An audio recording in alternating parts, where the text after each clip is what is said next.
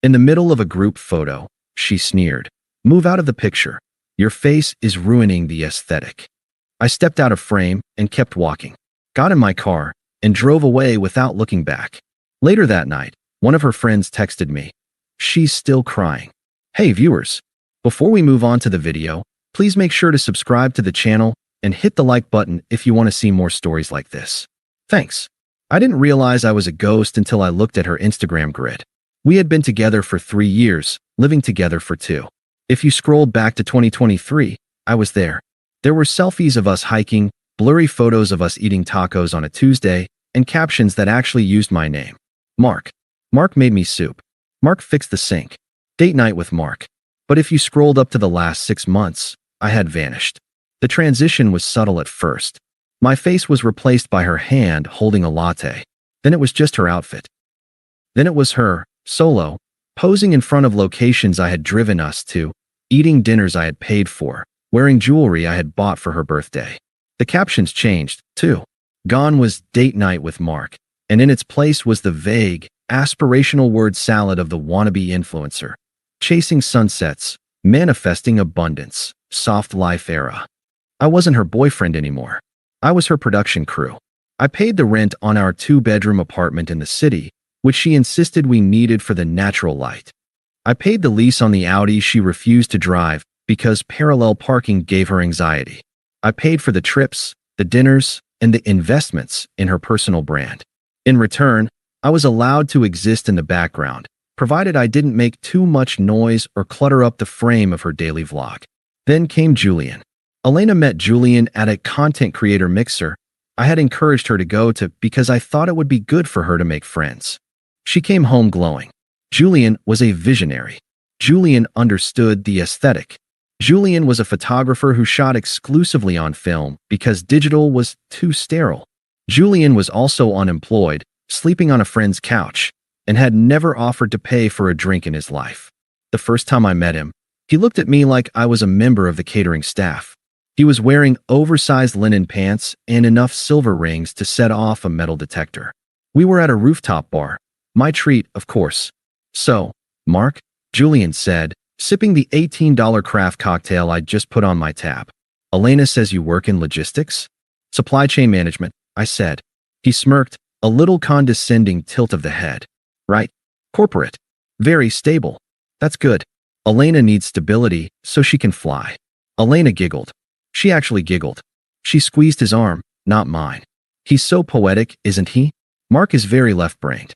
He doesn't really get the artistic side of things. I took a sip of my beer. "I get that the artistic side of things costs money, Elena. Someone has to fund the flight." The air dropped out of the conversation. Elena shot me a look of pure venom. The kind that says, "Don't you dare embarrass me in front of the cool kid. Don't be gross about money, Mark," she snapped. It's such low vibration energy. That was the dynamic. I was the wallet, the driver, and the safety net. Julian was the muse and the validation. Over the next few weeks, Julian started being everywhere. He was at our apartment when I got home from work, brainstorming content with her. He was in the passenger seat of my car while I drove them to shoot locations on weekends. I became the third wheel in my own relationship. I tried to bring it up. I told her I felt disrespected. I told her I felt like an ATM with a pulse. She twisted it immediately.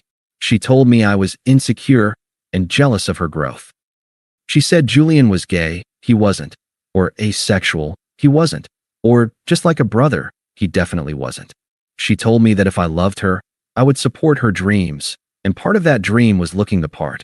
"You have to dress for the life you want, Mark," she told me once, criticizing my polo shirt and jeans. "And right now, you're dressing for a life of mediocrity." I swallowed it. I swallowed it because I loved the version of her I met 3 years ago, and I kept hoping that girl was still in there, just buried under a pile of filters and hashtags. I thought if I just supported her enough, if she finally made it, she'd relax, and we'd go back to normal.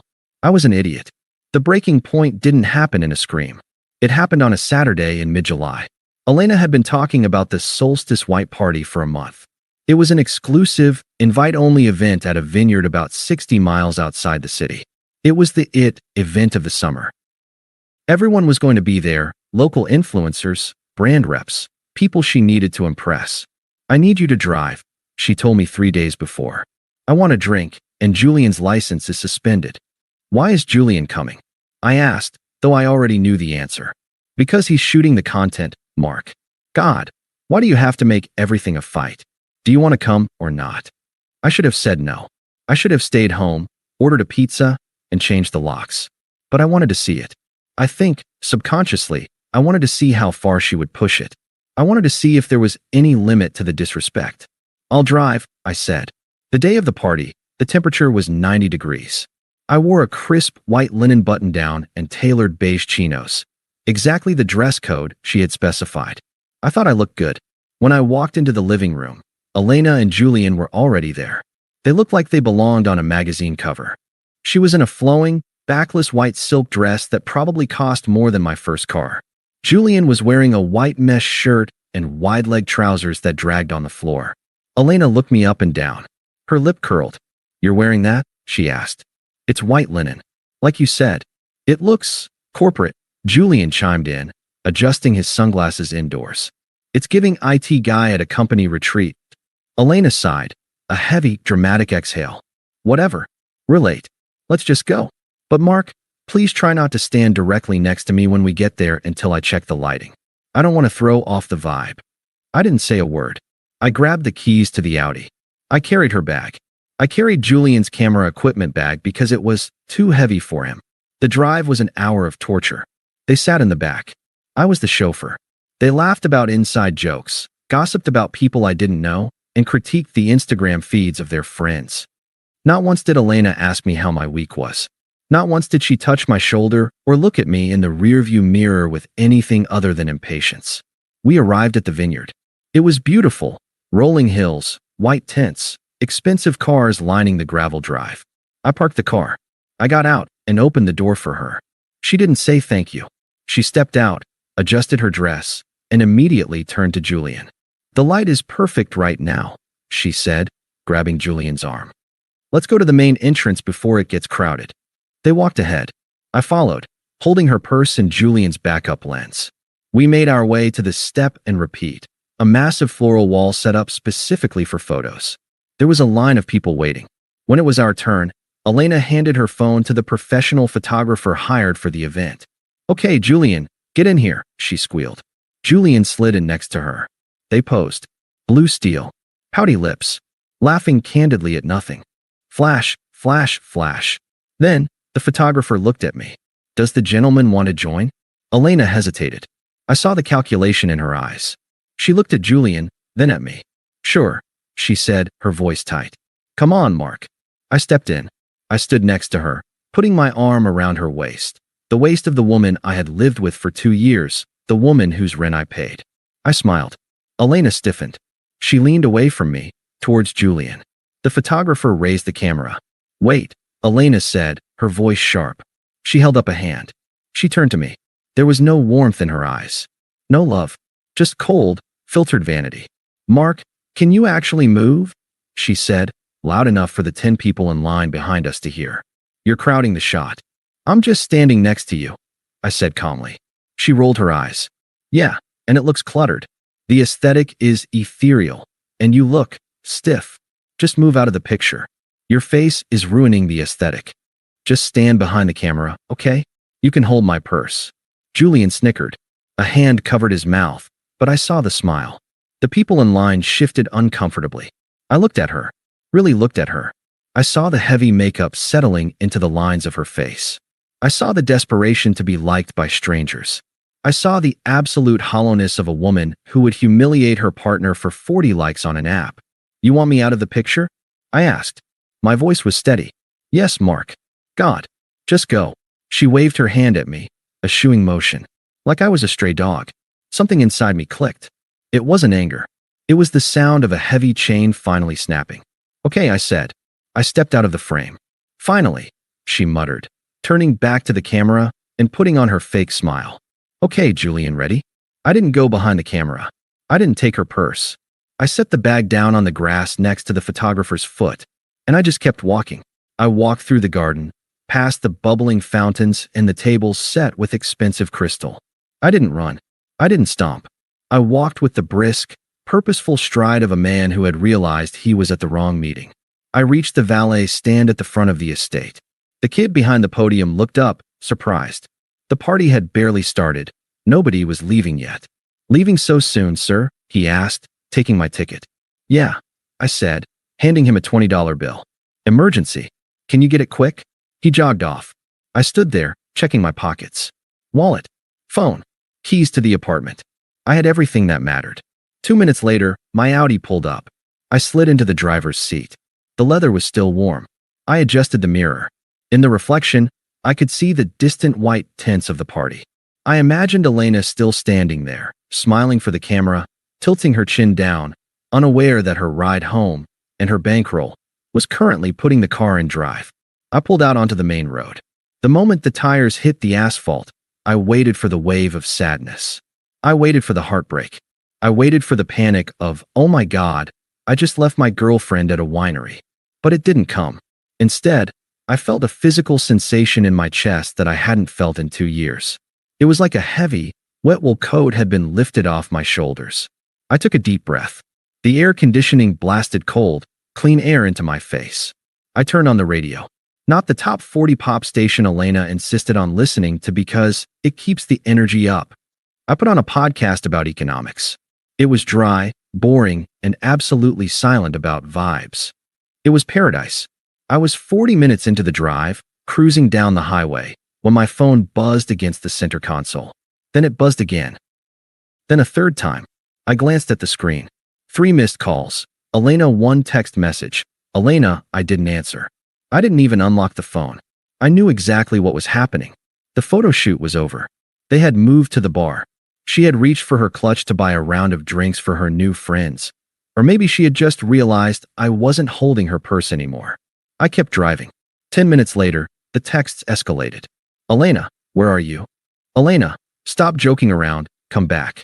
Julian needs to charge his camera. Elena, Mark, seriously, you're embarrassing me. Where did you go?" I pulled into a rest stop about 10 miles from the city limits. I needed gas, and I needed to handle the logistics. I parked the car and finally picked up the phone. There were now 12 texts. The tone had shifted from annoyance to panic. Then came the text from Qley. Qley was Elena's bestie of the month.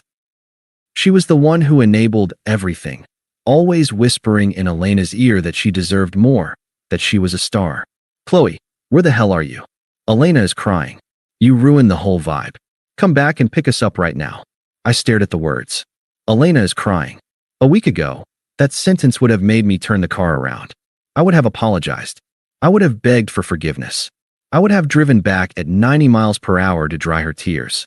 But today, I read it like a supply chain report. Why is she crying? She wasn't crying because she missed me. She had just told me my face ruined her aesthetic. She wasn't crying because she was worried about my safety. She hadn't called to ask if I crashed. She was crying because she was 60 miles away from home in a remote vineyard. Uber surged to about $180 for that distance on a Saturday night. She didn't have a car. Julian didn't drive. And most importantly, I realized with a dark, grim satisfaction, she didn't have any money. I had given her a supplementary credit card on my Amex account for emergencies. She used it for Sephora and brunch. That card was in the purse I had left on the grass. I opened my banking app. Status, active. Recent pending charge, $0. I tapped the Manage Cards tab. I selected Elena Supplementary. Freeze card? Yes. Report lost/stolen? Yes. Reason, user no longer authorized. The card was dead. I went back to Qley's text. I typed my reply slowly, making sure every word was accurate. Me. She told me I was ruining the picture. So I removed myself from the picture. I'm almost home. Tell Julian to call an Uber. I'm sure he has the funds. I hit send. Then, I did something I should have done months ago. I went to my contact list. Elena, block caller. Qley, block caller. Julian, block caller. I put the phone down, filled the tank with premium gas, and bought a black coffee. When I got back to the apartment, the silence was beautiful. It was 7 p.m. If they managed to get a ride, it would take them at least 90 minutes to get back, probably longer if they had to wait for a car that would accept a ride that long. I didn't sit down. I went straight to the closet. I didn't burn her clothes. I didn't cut them up. That's dramatic, and I was done with drama. I grabbed 3 boxes of heavy-duty trash bags from under the sink. I went into the bedroom. I swept her skincare products off the vanity into a bag. I pulled her clothes off the hangers, the silk dresses, the aesthetic neutrals, the designer coats I had bought her, and stuffed them into bags. Shoes went into a separate bag. I worked efficiently. Bedroom, bathroom, living room. I took down the vision board she had put up in the hallway. I took down the ring light she left set up in the corner of the living room. By 8:30 p.m., there were 12 large black trash bags sitting in the hallway outside our apartment door. I didn't put them in the dumpster. I wasn't throwing them away. I was just evicting them. I went to the router. I held down the reset button. New network name. 404_ not found new password. Complex string only I knew. I sat down on the couch. The apartment looked bigger. It looked cleaner. It looked like my apartment again. My phone buzzed. It was a notification from my bank app. Transaction declined. Uber Technologies. Amount, $192.50. Card ending in 4002. I smiled. Transaction declined. Uber Technologies. Amount, $192.50. Card ending in 4002. She was trying. She was desperate. Then, a frantic notification from Venmo. Request. Elena requests $200. Memo. Mark, please. My card isn't working. We are stranded. Stop being a psycho. I declined the request. I walked to the front door and engaged the deadbolt. Then I engaged the heavy security chain I had installed when we moved in. The one she hated because it was ugly. I went to the kitchen, made a sandwich, and opened a beer. At 10:45 p.m., I heard the elevator ding. I heard footsteps. Heavy, angry footsteps. And then, the sound of someone tripping over a plastic bag. What the F? Julian's voice. Then Elena's voice. My clothes. Is this my stuff? Mark. She pounded on the door. Mark. Open this door right now. This isn't funny. I didn't move. I sat on the couch, watching the TV. Mark. I know you're in there. The Wi-Fi is down. My card didn't work. Julian had to call his mom to pay for the Uber. Do you have any idea how humiliating that was? Humiliating. That was the word. I walked to the door. I didn't open it. I spoke through the wood. You have your stuff, Elena, I said. You have Julian. And you have the aesthetic. You don't have an apartment anymore. My name is on the lease. You're not listed as a tenant. You can't do this, she screamed. She was definitely crying now. Real tears. Panic tears. Where am I supposed to go? Go to Julian's, I said. He's a visionary. I'm sure he has a vision for where you're sleeping tonight. He lives on a couch, Mark. He doesn't have a room. Sounds like a logistics problem, I said. Good night, Elena. I walked back to the bedroom, put in my noise-canceling earplugs, and turned off the light. She pounded for another 20 minutes. Eventually, I heard the elevator ding again, followed by the sound of dragging plastic bags. I slept like a baby. The first month of silence was the loudest month of my life. I didn't hear from Elena directly, at least, not in a way that required a response. I had locked down my digital perimeter. Number changed. Socials private. Email filters set to send anything with her name directly to a folder marked trash. But the silence wasn't empty. It was filled with the frantic, scratching sounds of someone realizing the walls were closing in. It started with the flying monkeys. Mutual friends, mostly hers, some who I thought were mine, reaching out to check in. Hey Mark, just heard what happened. That's crazy. Elena is really hurting, man. She's staying at a motel. Do you think maybe you guys could talk? Block. Mark, you can't just ghost someone you lived with. She needs her birth certificate. She had her birth certificate. I put it in the box labeled important, which was the first bag I put in the hallway. Block. Mark, Julian is being really weird with her. I'm worried. Call me. That one gave me pause. But I remembered the smirk on Julian's face when I was told to move out of the frame. I remembered Elena's dismissal. Not my circus, not my monkeys. Block. Once the noise stopped, the clarity set in. And the first place I saw that clarity was, ironically, my bank account. I had always known Elena was expensive. I hadn't realized she was a financial hemorrhage. 30 days after the breakup, I sat down to do my monthly budget. I stared at the spreadsheet. Without her supplementary expenses, the daily $18 salads, the aesthetic coffees, the Sephora hauls, the investment pieces for her wardrobe, the weekend trips for content, my savings rate hadn't just doubled. It had quadrupled. I wasn't just breaking even anymore. I was banking nearly $3,000 a month that used to vanish into the void of her brand. I upgraded my gym membership to the tier with the sauna. I bought a new espresso machine, a nice, industrial-looking chrome one that Elena would have hated because it looked too masculine. I started dressing better, not for an aesthetic, but for myself. I felt lighter. I slept 8 hours a night. The low-level anxiety that used to hum in the back of my skull, the fear that I was boring, that I wasn't enough, that I was holding her back, evaporated. I wasn't holding her back. I was holding her up. And now that I had let go, gravity was doing its job.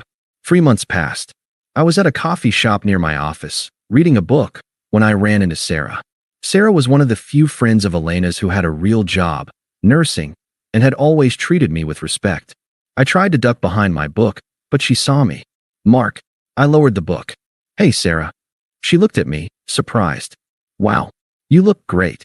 "I feel great. How are you?" She hesitated, shifting her weight. "I'm good. Busy." She paused, then lowered her voice. "I'm not going to give you a speech, Mark. I know you blocked everyone. I get it. Honestly, I would have done the same thing." I nodded, appreciating the lack of guilt tripping. "Thanks. But you should know," she said, biting her lip. "Karma is real." And it came fast. I took a sip of my coffee. "Oh, Julian," she said, the name dripping with disdain. "He's a nightmare." They moved into a studio apartment in the garment district because it was all they could afford. "It has no windows, Mark. It's a basement unit." I fought the urge to smile. "No natural light. Elena's kryptonite." "And the aesthetic?" I asked. Sarah snorted. "Dead." Julian convinced her that her old brand was too commercial. He's trying to rebrand her as some sort of gritty, avant-garde artist. He makes her wear oversized, thrifted clothes that smell like mothballs. He manages her account now. He posts these blurry, black and white photos of, like, cigarette butts and cracked pavement.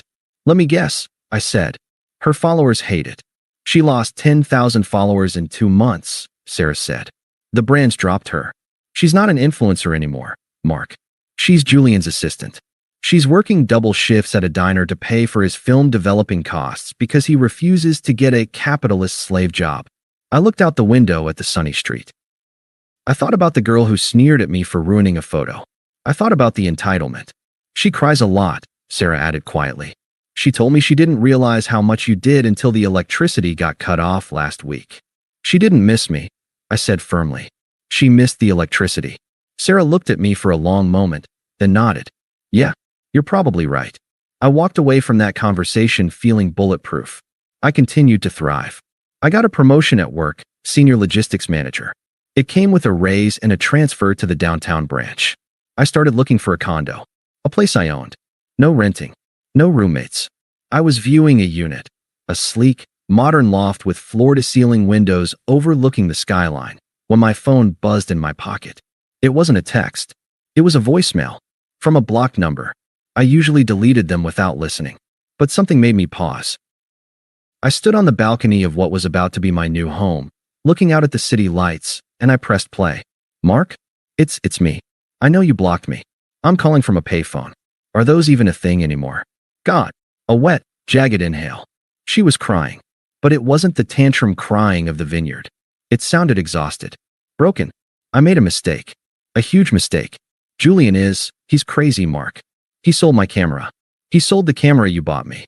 He said we needed the money for art supplies, but I think I don't know." She sniffled. "I miss you. I miss us. I miss feeling safe. I'm at the Starbucks on 4th and Main. I don't have anywhere to go tonight. Please, just come talk to me. Just 5 minutes. I just need to see a friendly face. Please." The message ended. I looked at the phone. The Starbucks on 4th and Main was 3 blocks from where I was standing. I could walk there in 5 minutes. I could go save her. I could be the hero. I could swoop in, pay for a hotel, and listen to her apologize. I looked at the view of the city. I looked at the sold sign the realtor was holding in the other room. I wasn't the hero of her story anymore. I was the protagonist of mine. But I knew I had to end this. If I didn't, she would keep calling from payphones and borrowing phones until the end of time. I needed to close the loop. I needed to look her in the eye one last time. Not to save her, but to make sure she understood that the door was welded shut. I walked back into the living room. I'll take the condo, I told the realtor. I can sign the papers tomorrow. Great, she beamed. Do you have any other appointments today? Just one, I said, checking my watch. I have to go take out the trash. The Starbucks on 4th and Main was brightly lit, a fishbowl of fluorescent glare exposing everything inside. I saw her before I even opened the door. She was sitting at a small round table in the corner, staring into a cup of water. Not a latte, not a refresher. Free tap water in a plastic cup. The visual shock hit me harder than I expected. The Elena I knew, the Elena of 3 months ago, would never have left the house without a full face of no makeup, hair blown out, and an outfit coordinate to look effortlessly chic. The woman in the corner looked like a rough draft. Her roots were grown out, a stark, dark band against the fading blonde.